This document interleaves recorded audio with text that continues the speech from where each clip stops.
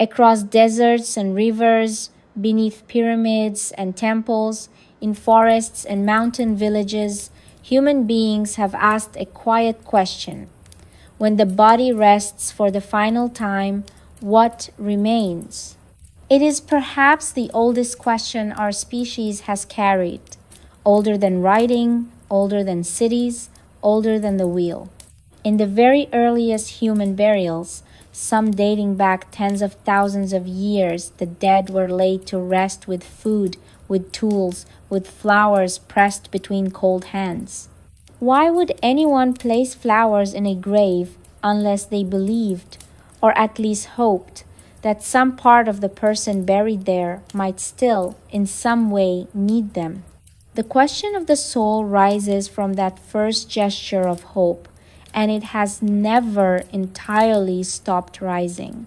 Tonight, on First Beliefs, we travel slowly across the ancient world through the desert civilization of Egypt, across the windswept plateaus of Persia, along the sacred rivers of India, and into the sunlit temples and shadowed groves of Greece.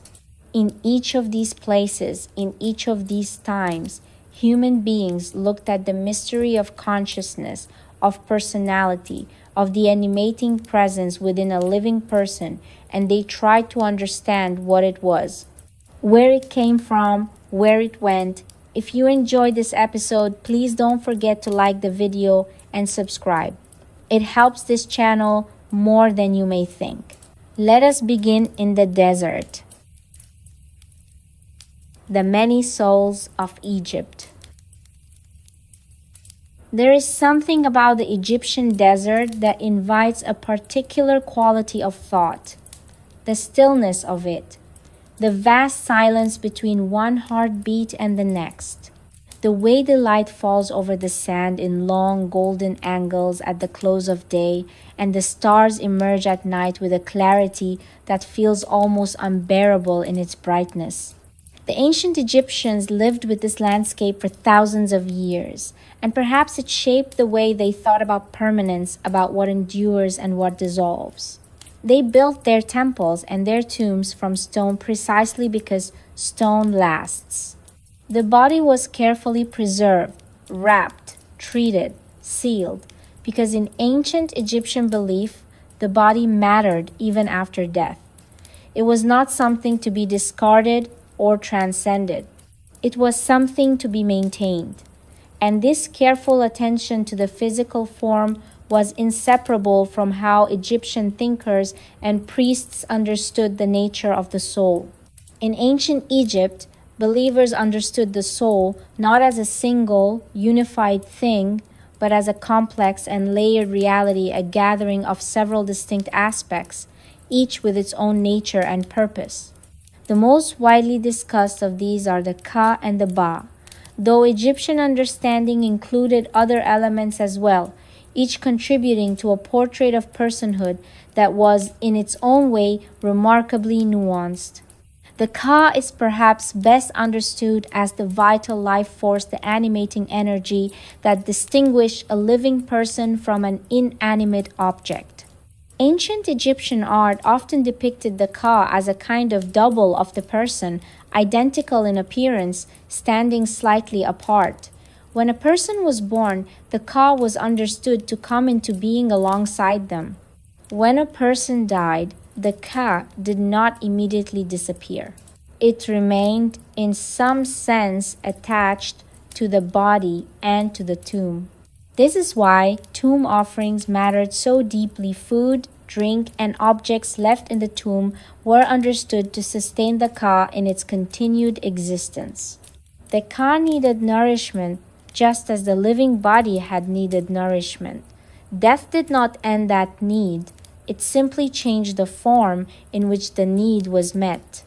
The Ba was something different, perhaps closer to what we might today recognize as personality or individual character. It was the quality of a person that was distinctly and irreducibly theirs.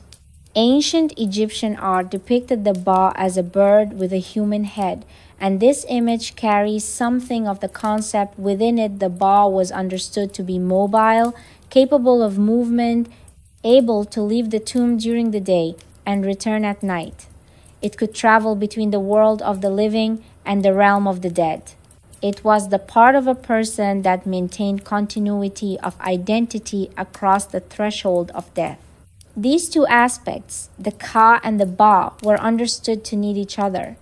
Reunion of the Ka and Ba after death was considered essential for the continuation of the person in any meaningful sense.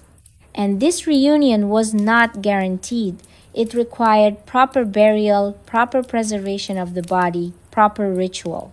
The elaborate funerary practices of ancient Egypt, the careful embalming, the construction of the tomb, the recitation of specific sacred texts, the placement of particular objects were all understood as support for this reunion.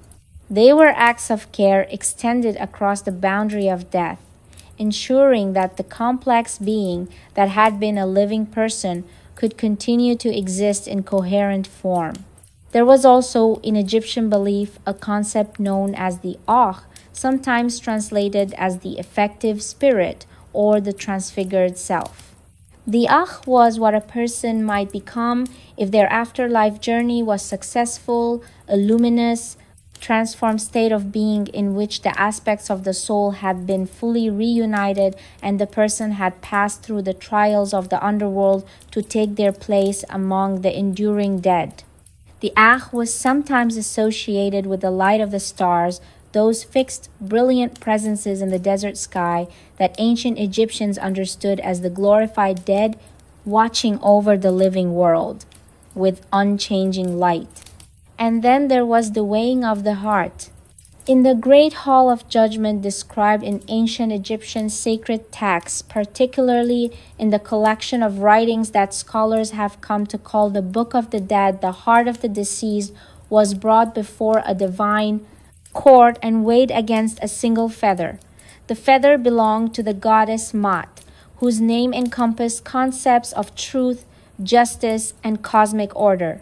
If the heart was heavy burdened by dishonesty, cruelty, or the failure to live in accordance with what was right, the scales would tip.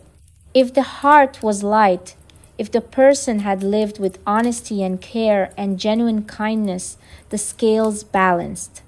This image of the weighing is one of the most resonant in all of the ancient world's spiritual literature, not because it is dramatic, but because it is so quietly precise.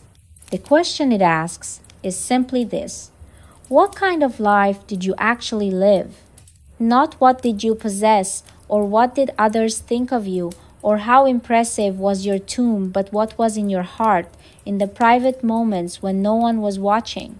The soul, in Egyptian understanding, was thus not only a metaphysical reality, it was a moral one. What the soul was and what became of it was inseparable from how a person chose to live. This idea, the moral soul, the soul that is shaped by the life it has lived, would appear again and again as we move across the ancient world. Let us travel now from the banks of the Nile toward the east into the landscape of ancient Persia. The breath of life in Persian thought. The landscape of ancient Persia, what is now largely the country of Iran, is a world of dramatic contrasts. High mountain ranges descend into vast arid plateaus. Cold winters give way to scorching summers. The wind moves across the land with a quality that is both desolate and clarifying. It is a landscape that invites a particular kind of spiritual attention, attentive to the sky, to light and darkness, to the daily drama of the sun's movement across the heavens.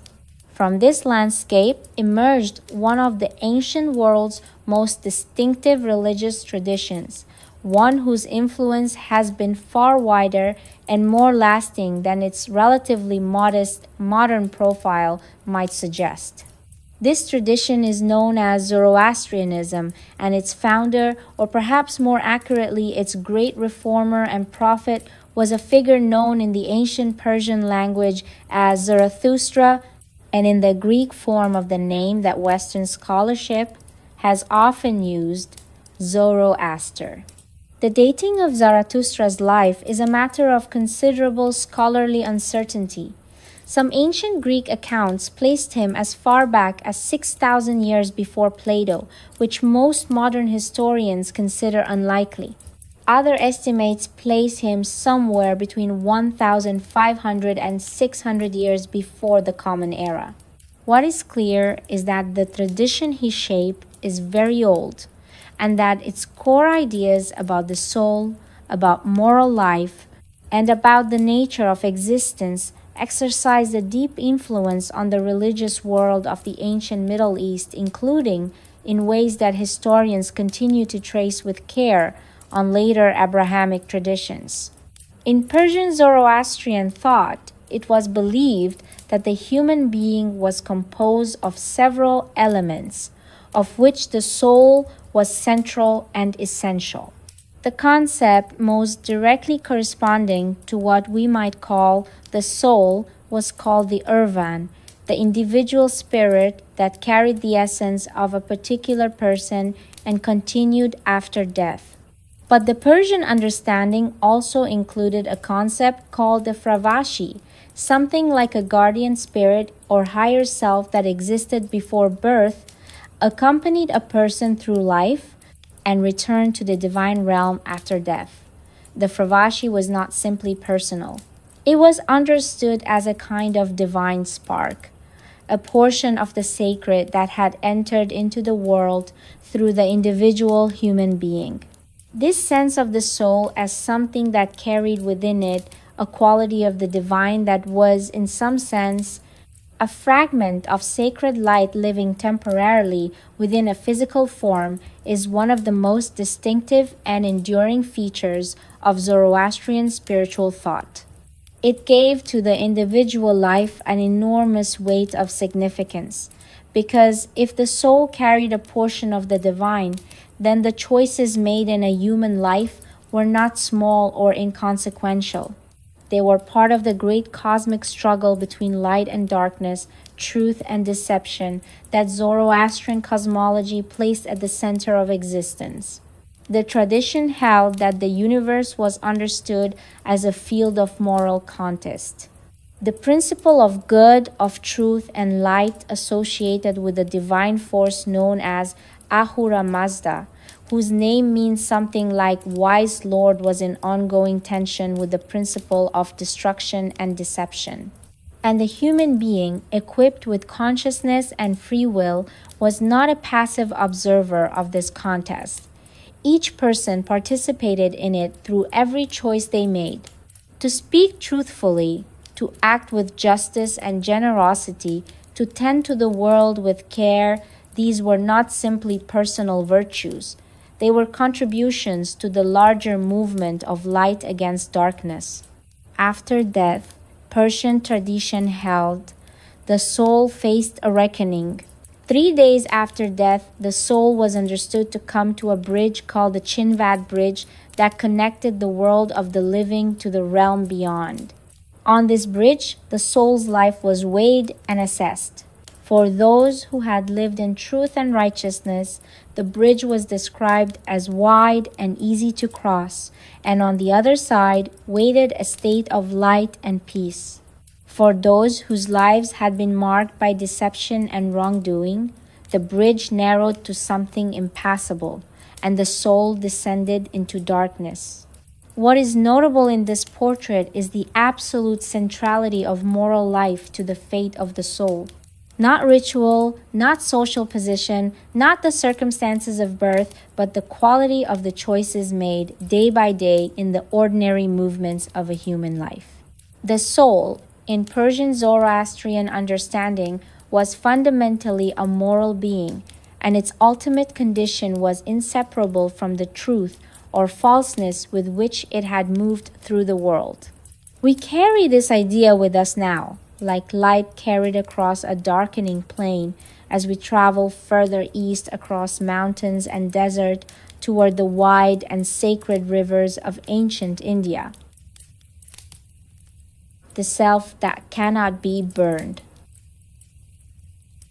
In early Indian philosophy, thinkers reflected on the nature of the self with an intensity and precision that has rarely been equaled in any intellectual tradition.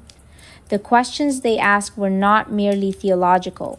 They were genuinely philosophical, pressing inward toward the most fundamental level of what it means to be a conscious, experiencing being.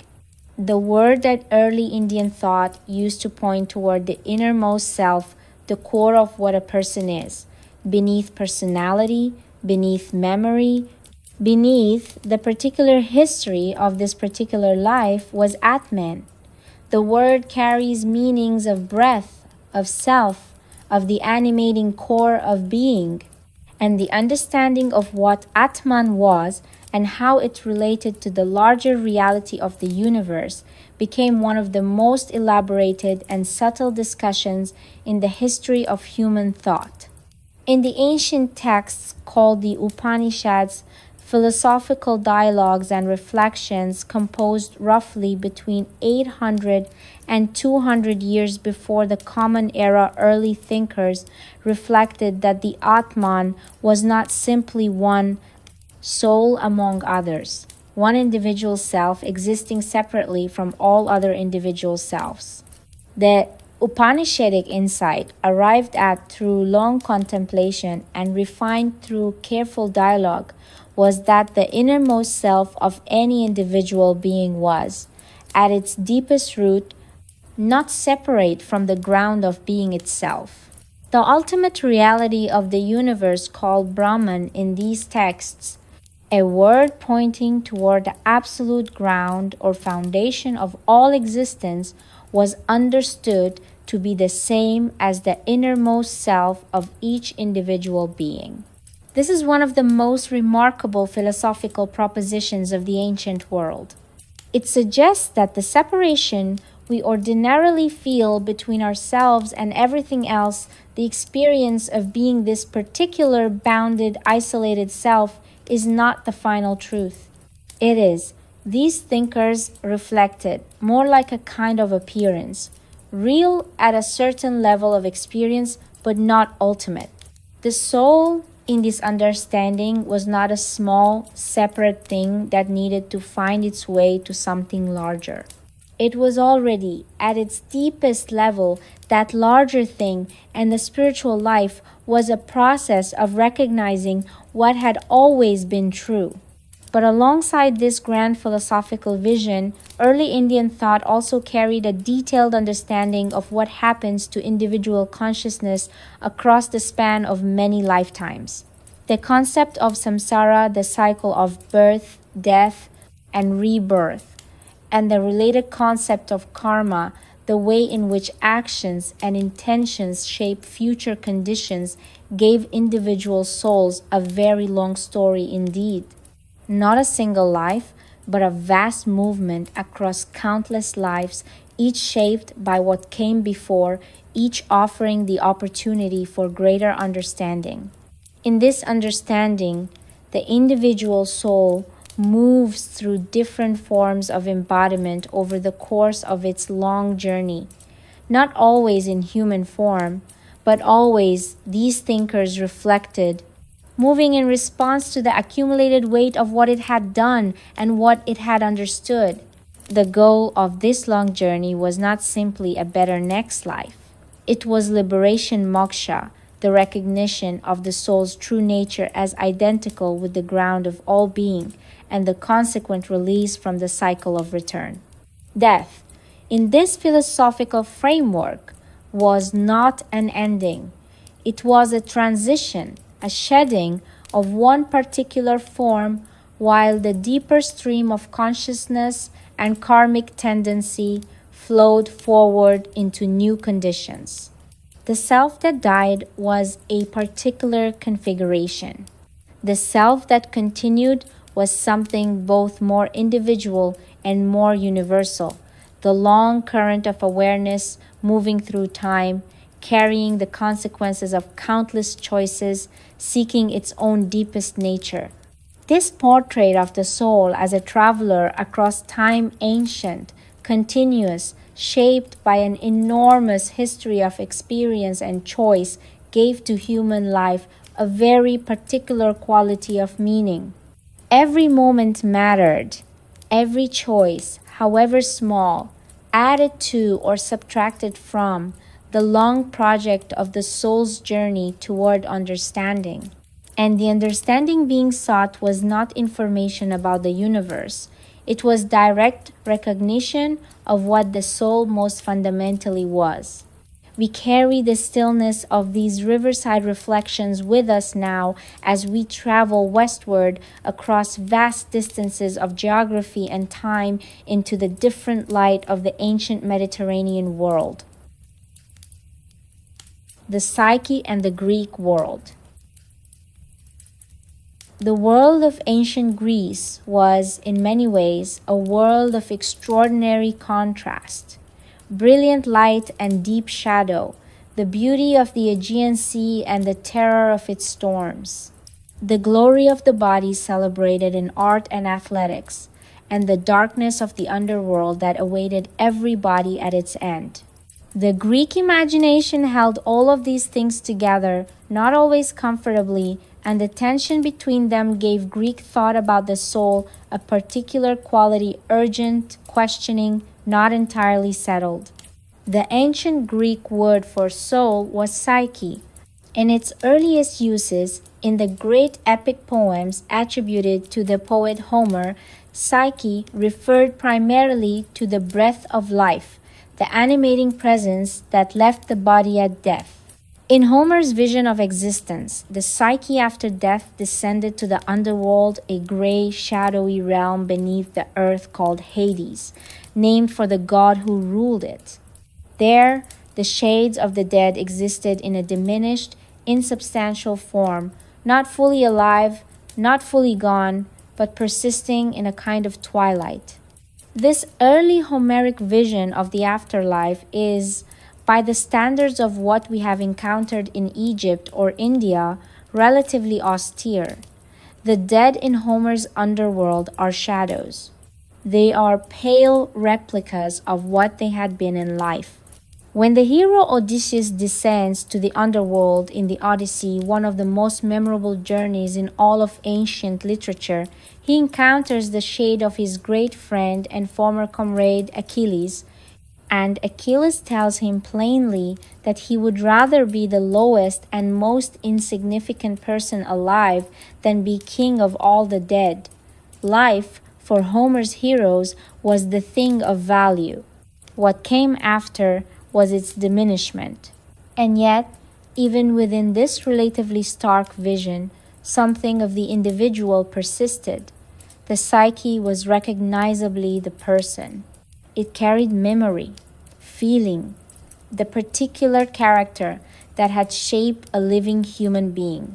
What the early Greek imagination was groping toward through the language of myth and narrative rather than philosophical argument was the question of continuity, of what it was that gave a person their particular identity, and whether that identity survived the end of the body that had housed it.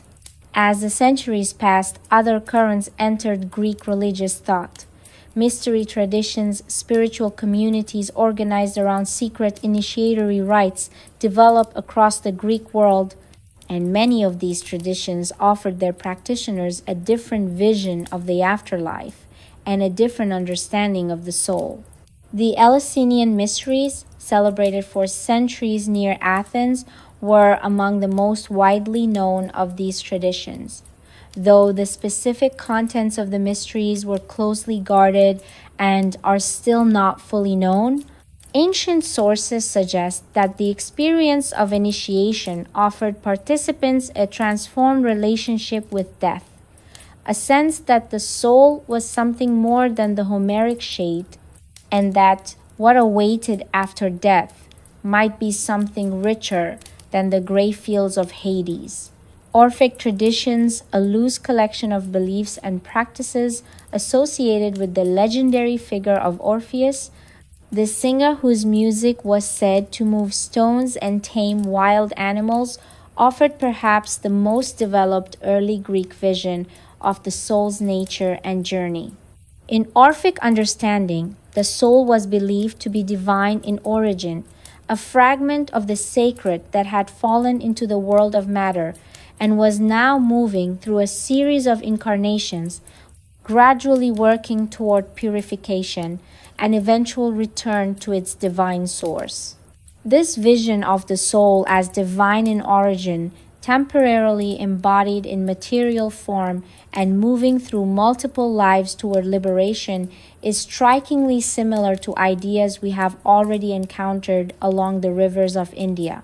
Whether this represents parallel development within the universal human effort to understand consciousness, or whether there was some ancient exchange of ideas along the trade routes that connected the ancient world, is a question that historians and philosophers continue to reflect upon with genuine interest.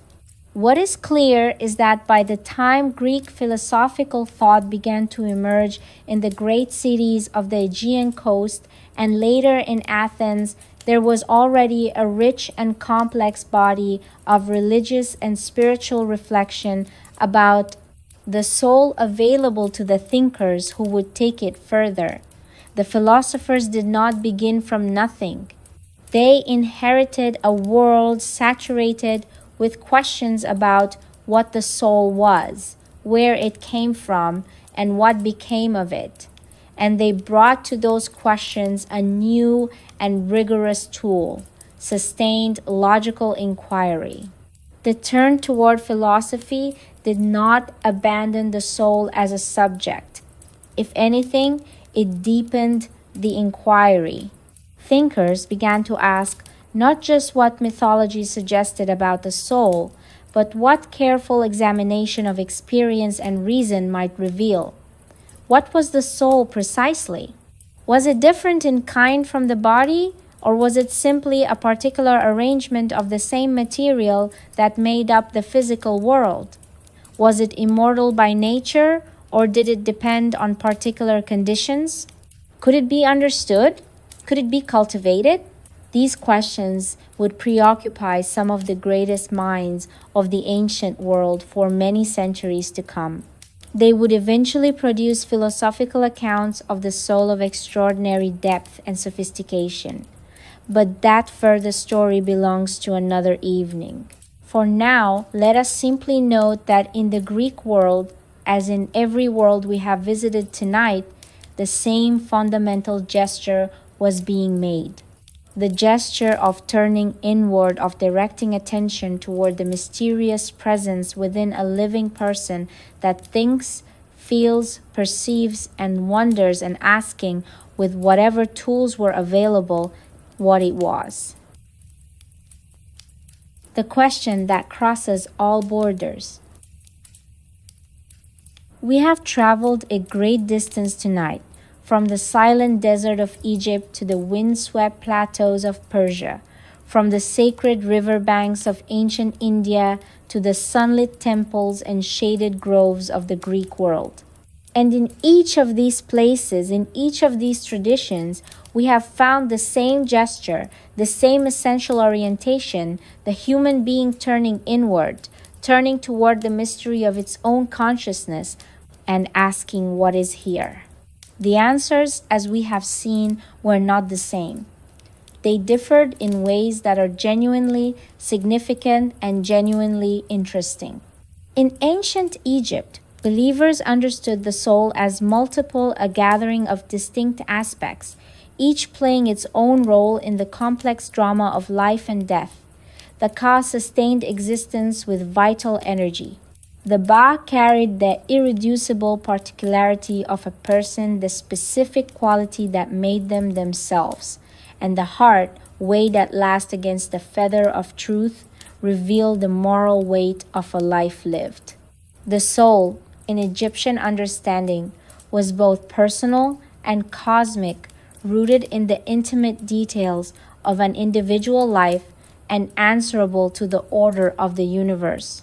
In Persian tradition, it was believed that the soul carried within it a spark of divine light, and that the choices made in a human life were contributions to the great moral order of the universe.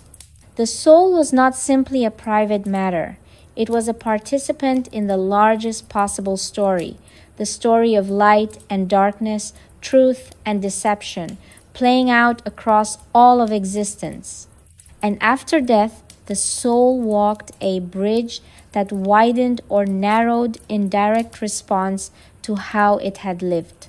In early Indian philosophy, thinkers reflected that the soul was the deepest reality of the individual, and that this deepest reality was, at its root, identical with the ground of all being. The soul was not a fragment seeking its source, it was the source, temporarily appearing in the form of a fragment. And the long journey across countless lives was not a punishment or a random process, but the gradual, patient movement of awareness toward the direct recognition of what it had always been. In the Greek world, poets and later philosophers began to ask what the soul was in ways that moved between mythological narrative and philosophical inquiry. The early Greek soul, the Homeric shade, descending to the gray underworld, gradually gave way to a richer, more complex vision, shaped by mystery traditions, by Orphic teachings, and by the growing energy of philosophical thought. The psyche was not simply the breath that left the body at death. It was something more, something that carried identity, that could be developed or neglected, that was potentially in relationship with truth itself. These answers differ, but sitting with them quietly, what is perhaps most striking is not the difference, but the similarity not of content, but of orientation. In each of these traditions, the soul was understood to be real, significant, and in some meaningful sense responsible. Real, in that it was not simply a byproduct of the body, not simply a pattern that dissolved at death. Significant, in that it mattered what happened to it, the soul had a story, a journey, a destination, or a possibility. And responsible, in that the choices made in a human life were not inconsequential. They shaped the soul. They shaped what the soul would encounter, become, and ultimately be. The common ground beneath all of these very different accounts is something like this. A human life is not simply a physical event. The consciousness that inhabits a body, that thinks and feels and chooses and wonders, is not reducible to the body it inhabits. It has its own nature, its own weight, its own trajectory across time, and how it moves through the time it is given matters to itself, and in some way to the larger order of things. This is what the Egyptians knew in their pyramids and their painted tombs. It is what the Zoroastrian seer understood standing beneath the vast Persian sky. It is what the Upanishadic teachers reflected in the long, careful dialogues beside Indian rivers. And it is what the Greek poet intuited, describing the shade of the dead hero standing at the edge of the gray fields, still recognizably himself, still carrying the weight of who he had been. The question that still moves. The ancient world is not as distant as it sometimes seems.